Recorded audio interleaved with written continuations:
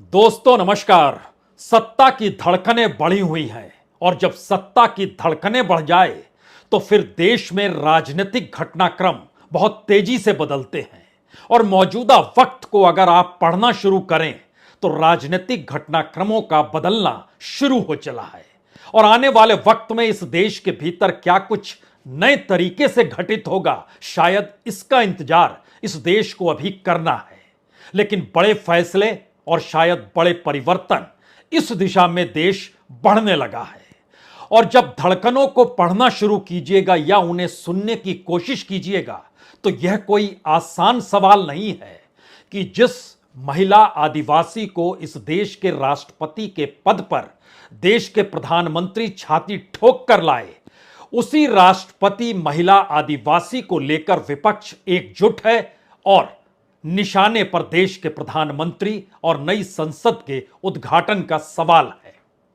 इतना ही नहीं, supreme court के संवैधानिक बेंच के फैसले को लेकर जब इस देश की राजनीतिक सत्ता ने ठान लिया तो उसने अध्यादेश लाकर सुप्रीम कोर्ट के फैसले को भी आईना दिखाने की कोशिश की है। और यह कोई आसान बात नहीं है कि कर्नाटक में चुनावी जीत मिलने के बाद वहां की कांग्रेस सरकार ने ठान लिया कि जो भी फैसले बीजेपी के सत्ता के दौर में कर्नाटक में लिए गए वो सारे फैसले बदले जाएंगे। और ना सिर्फ बदले जाएंगे बल्कि जो योजनाओं पर जो पैसा अभी तक जा रहा था वह योजनाएं भी रोक दी जाएंगी।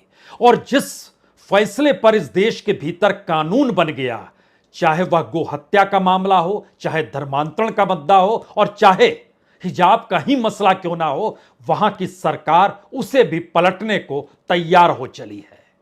राजनीतिक घटनाक्रम आपको इस दौर में सत्ता और विपक्ष के बहुत तीखे तरीके से दिखाई दे रहे होंगे, लेकिन सवाल पहली बार उसके आगे का है।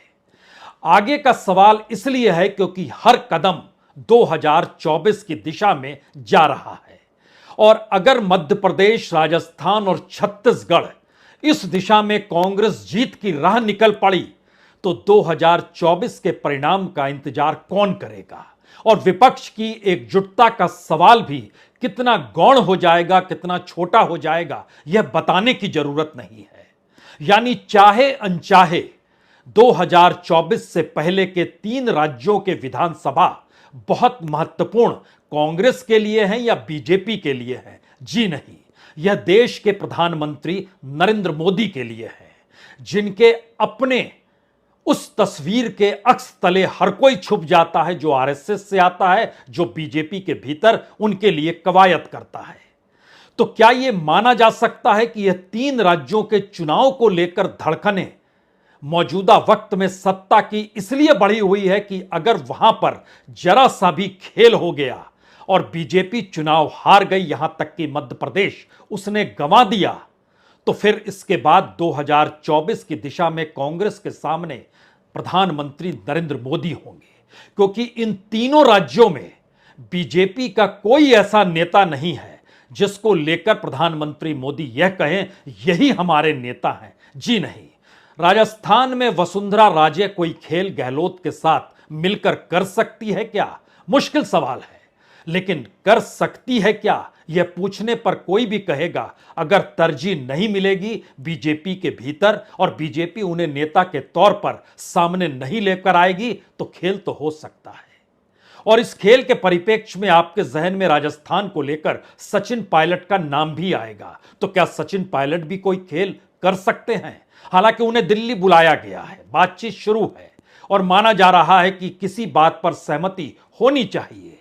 लेकिन फिर अगला सवाल है कि इस देश के भीतर जब बीजेपी और प्रधानमंत्री मोदी के चेहरे को लेकर सवाल उठने लगे हैं चुनावी दौर में, तो फिर उनके साथ कौन खड़ा होगा?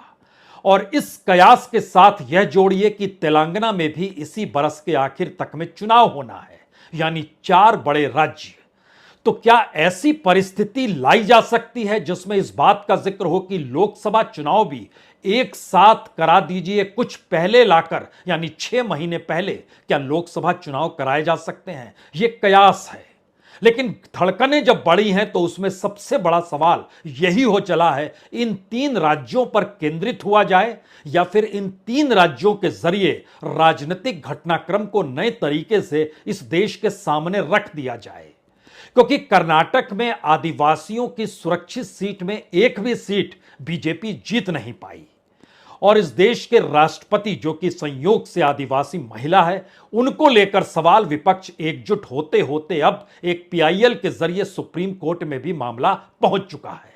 लेकिन प्रधानमंत्री इस मौके को गंवाएंगे नहीं।